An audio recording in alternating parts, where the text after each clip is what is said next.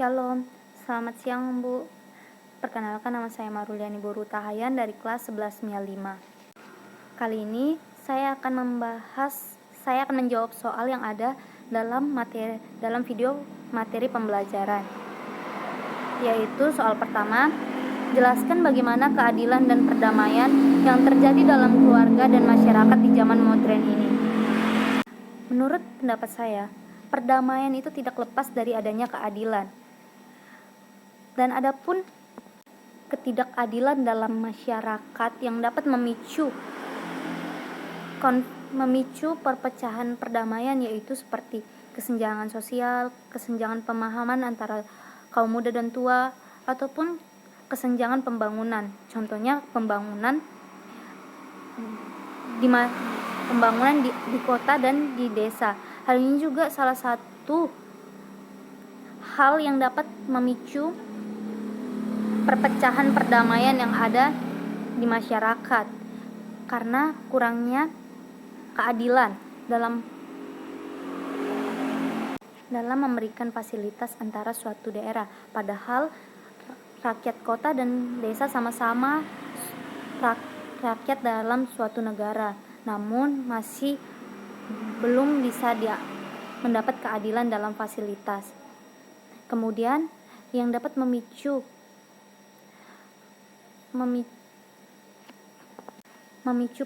perpecahan perdamaian dalam masyarakat, yaitu adanya perkembangan teknologi.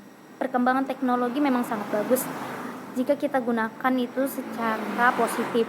Namun ada saja kelompok-kelompok yang salah menggunakan teknologi, seperti dalam menyebarkan hoaks, sara, atau memberikan pendapat-pendapat yang bisa mengadu domba.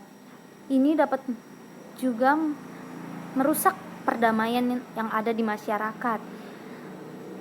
Kemudian, bagaimana perdamaian yang ada di masyarakat ini bisa teratasi? Yaitu di masyarakat adanya hukum, yaitu baik itu hukum tertulis maupun tidak tertulis. Hukum tertulis yaitu Undang-Undang Dasar jika di Indonesia, dan hukum tidak tertulis yaitu hukum adat dan hukum norma-norma yang berlaku di suatu daerah.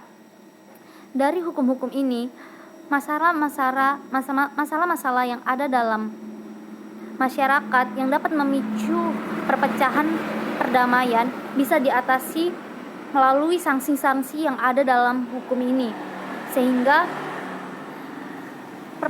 masalah-masalah yang dapat memicu perpecahan ini dapat diatasi atau ditanggulangi karena adanya sanksi. Kemudian, bagaimana keadilan dan perdamaian dalam keluarga? Kita tahu peran orang tua dalam keluarga sangatlah penting, karena orang tua memberikan pendidikan, perhatian dan pengertiannya kepada anak.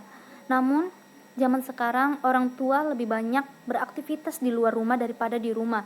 Hal ini karena alasan mencari uang ataupun kesibukan-kesibukan yang lainnya. Hal ini dapat memicu perpecahan perdamaian dalam keluarga, seperti ketidakadilan dalam keluarga yang disebabkan posisi anak dalam keluarga, seperti bungsu dan sulung. Sulung biasanya lebih memberikan otoritas kepada adiknya, namun terjadi pertengkaran karena adik tidak menerima, atau si adik lebih sering dibela jika ada suatu masalah. Kemudian si sulung lebih sering mendapatkan banyak barang daripada si adik. Ini juga dapat menimbulkan rasa iri antara anggota keluarga. Kemudian ini juga karena adanya menurunnya wibawa orang tua karena pengaruh gadget. Kita sadari pengaruh teknologi memang sangat besar, maupun positif maupun negatif. Salah satunya karena seperti anak-anak kurang mendengarkan apa yang dikatakan orang tuanya karena sibuk dengan gadgetnya. Hal ini dapat memicu perpecahan perdamaian. Jadi yang sangat diperlukan dalam perdamaian dalam keluarga adalah perhatian dan pengertian orang tua dalam menjelaskan suatu masalah yang ada di keluarga. Kemudian untuk yang soal kedua yaitu sebagai remaja Kristen bagaimana menunjukkan perdamaian dalam keluarga dan masyarakat. Dalam menunjukkan perdamaian dalam keluarga dan masyarakat pastinya melalui sifat kita, perbuatan dan perkataan kita. Namun sebelum itu kita sebagai remaja Kristen, kita harus mengenal atau dekat dengan Tuhan. Apa sih yang diinginkan Tuhan akan hidup kita? Apa yang dikehendaki Tuhan atas hidup kita?